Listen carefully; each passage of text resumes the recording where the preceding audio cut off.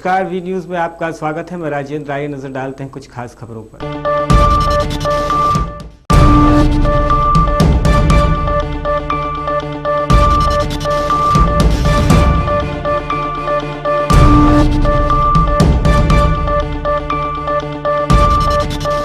Team India के one day कप्तान महेंद्र सिंह धोनी ने कहा कि क्रिकेट के लिए पूरा समय झारखंड में दूंगा। टीम इंडिया के वनडे कप्तान महेंद्र सिंह धोनी ने कहा कि क्रिकेट के लिए पूरा समय झारखंड में दूंगा।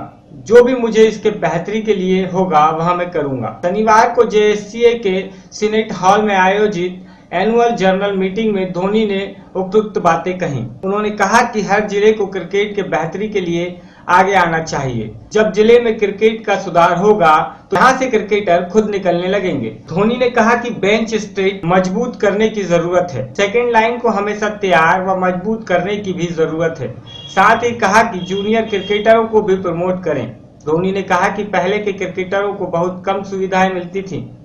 हमारे समय में कुछ सुविधाएं बढ़ गई, लेकिन आज के समय में बहुत सारी सुविधाएं क्रिकेटरों को मिल रही हैं। उन्होंने कहा कि क्रिकेटरों को ज्यादा से ज्यादा टास्क विकेटरों पर खेल। इलाज के लिए आए मरीजों को रेफर करने तथा डेड बॉडी को पोस्टमार्टम करने के लिए कुख्यात औरंगाबाद का सदर अस्पताल आज अपनी इस एकमात्र विशेष सेवा देने में भी उस वक्त अक्षम नजर आया जब बेघर से दुर्घटना में मृतक एक व्यक्ति का शव पोस्टमार्टम करने उसके परिजन सदर अस्पताल पहुंचे। इलाज के लिए आए मरीजों को रेफर करना तथा डेड बॉडी का पोस्टमार्टम करने के लिए कुख्यात औरंगाबाद का सदर अस्पताल आज अपनी इस एकमात्र विशेष सेवा देने में भी उस वक्त अक्षम नजर आया जब देव के मामले में बेघर से दुर्घटना में मुक्त एक व्यक्ति के शव का पोस्टमार्टम करने उसके परिजन सदर अस्पताल पहुंचे। सुबह करीब 10 बजे शव का पोस्टमार्टम के लिए मृतक के परिजन गुहार लगाते रहे, मगर पूरे अस्पताल में किसी भी चिकित्सक के ड्यूटी पर उपस्थित नहीं रहने की वजह से शाम 5 बजे तक पोस्टमार्टम नहीं हो सका था। थक हार कर परिजनों ने इसकी सूचना स्थानीय नवनिर्वाचित विधायक आनंद शंकर को दी। विधायक ने सिविल सर्जन से बात कर जल्द से जल्द पोस्टमार्टम करने की हिदायत दी, मगर संवेदनाहीन अस्पताल प्रबंधक ने विधायक की भी एक नहीं सुनी। हालांकि काफी जद्दोजहद के बाद शाम 7 बजे करीब शव का पोस्टमार्टम तो जरूर हुआ, लेकिन इस पूरे घटनाक्रम में एक बार फिर अस्पताल की पोल खोल कर रख दी है। इधर विधायक ने इस मामले को गंभीरता से लिया और कहा कि जल्द ही अस्पताल प्रबंधक के साथ एक बैठक कर मानवीय सरोकार के इस मामले को दुरुस्त कर लिया जाएगा। तड़प रहा हूँ, कोई पूछने वाला नहीं, एक भी डॉक्टर यहाँ नहीं है। यही तो व्यवस्था है यहाँ सरकार की, यहाँ के लोग डॉक्टर का कि अब तक हम लोग थोड़े परिजन तड़प रहे हैं, उसका कोई पूछने वाला नहीं। इतनी हालत है खराब इस हॉस्पिटल का। आपने किसी से बात की? बहुत हर रूम में मैंने डॉक्टर खोजा, कहीं डॉक्टर नहीं है, कहीं नहीं। हम लोग एक रूम में गए, कहीं कोई डॉक्टर नहीं है। इमरजेंसी सेवा भी यहाँ नहीं है? नहीं, कहाँ है? हम वहाँ देख के आए हैं, कोई कहीं नहीं, तो कोई पूछ नहीं रहा। हम लोग हम सब रूम में तड़प रहे हैं, वहाँ खोजते रहे, कोई नहीं है। घटना बड़ी दर्दनाक है। इस तरीके से अस्पताल प्रशासन का रवैया नहीं रहना चाहिए। जो भी आए, बुरे समय में लोग आए हैं, दुर्घटनाग्रस्त पीड़ित परिवार को कम से कम उचित उपचार या जो भी कार्रवाई हो वो कम से कम करके छोड़ दिया जाए, ताकि जाके जो रिचुअल्स है वो पूरा कर सके पीड़ित परिवार। तो ये तो खेदजनक घटना है और अस्पताल प्रशासन का रवैया मुझे ठीक नहीं लग रहा है। सिविल सर्जन महोदय छुट्टी पर हैं और जो उनके डिप्यूटी हैं वो भी नहीं हैं, तो इस प्रकार से तो गलत है। आगे आप क्या करेंगे इसको लेकर? आगे मैं मीटिंग करके इन चीजों को जो भी है उनको दुरुस्त करने का प्रयास करूंगा और बोलूं। बिहार से सत्यजीत कुमार। पानी के अभाव में सूख कर बर्बाद हो चुकी धान की फसल को लेकर औरंगाबाद के किसान खासे आक्रोशित हैं और यह आक्रोश अब धीरे धीरे आंदोलन का रूप लेता जा रहा है। एक पानी के अभाव में सूख कर बर्बाद हो चुकी धान की फसल को लेकर औरंगाबाद के किसान खासे आक्रोशित और यह आक्रोश अब धीरे धीरे आंदोलन का रूप लेता जा रहा है। नेतृत्व कर रहे गोकुल सेन के सदस्यों ने बताया कि किसानों की इस समस्या को नुकसान की भरपाई के लिए मुआवजे की मांग को लेकर आगामी 10 दिसंबर को समाहरणालय का घेराव करने का फैसला लिया गया है और अगर फिर भी सुनवाई नहीं हुई है तो जिले का चक्का जाम करने की भी बात उन्होंने कही। गौरतलब है कि जिले के अधिकांश प्रखंडों की धान की फसल सिंचाई के अभाव में सूख कर चौपट हो गई है। नतीजन किसान हाशिए पर आ गए हैं। ऐसे में प्रभावित किसानों को गोल बंद करने के लिए गोकुल सेना ने आज से जागरण यात्रा निकालनी शुरू की है। औरंगाबाद के अन्नदाता किसान दुखी है। घर का पूंजी खेत में लगाया और खेत का धान जल गया, कोई सुनने वाला नहीं है। नेता वोट लेकर अपने अपने घर चले गए। हम लोग सूखा का मार झेल रहे हैं। अन्नदाता किसान के घर में खाने को नहीं है। हम सरकार से पूछना चाहते हैं कि करोड़ों रुपया लुटाया जा रहा है। तो हम किसानों का अगर धान जला है तो क्यों नहीं मुआवजा मिलना चाहिए? जैसे रमन सिंह की सरकार 9,000 प्रति एकड़ मुआवजा दी है, हम लोगों को भी प्रति एकड़ 10,000 मुआवजा देना ही होगा। नहीं देने पर हम लोग 10 दिसंबर को हजारों किसान कलेक्ट्रेट का घेराव करेंगे और इसके बाद भी अगर नहीं सुना गया तो अनिश्चित काल के लिए सड़क और रेल मार्ग को बाधित कर देंगे। बिहार से सत्यजीत कुमार सिंह की रिपोर्ट। महोबा में बारातियों से भरा 4 पहिया लोडर वाहन पलटने से उसमें सवार करीब 18 बाराती घायल हो गए। सभी को चिकित्सालय लाया गया। यहां 2 की हालत नाजुक होने से उसे झांसी रेफर कर दिया गया।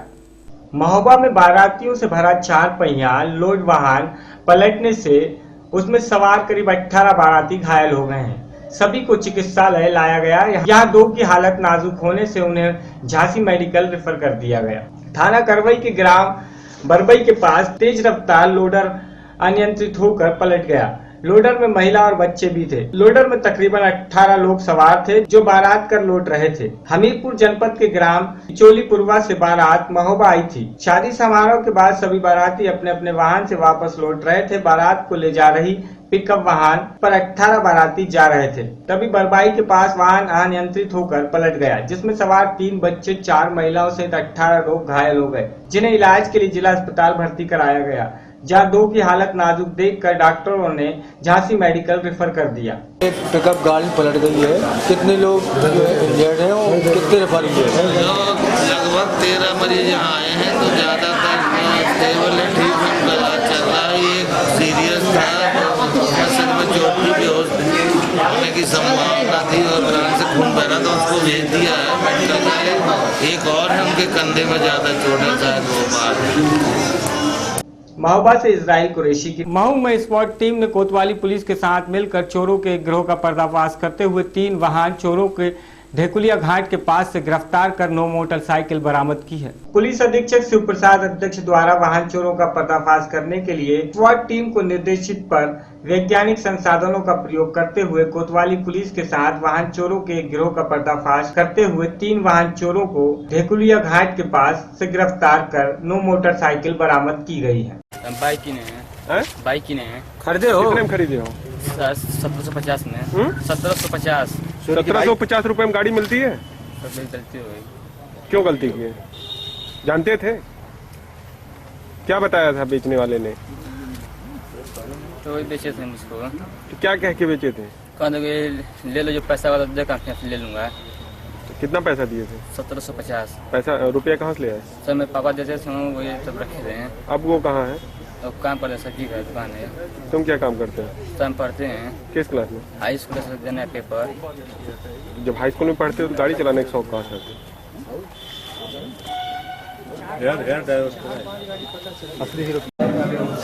ये वाहन चोरों का गैंग है जो कई गाड़ियाँ लोग चोरी कर चुके थे। इधर कई मोटरसाइकिलें हमारे यहाँ चोरी हुई। हमने स्वाट टीम से लोग लगाया था। इसमें एक देवदत्त गिरी करके शरारत क्षेत्र का व्यक्ति है जो वाहन चोरी का सरगना है।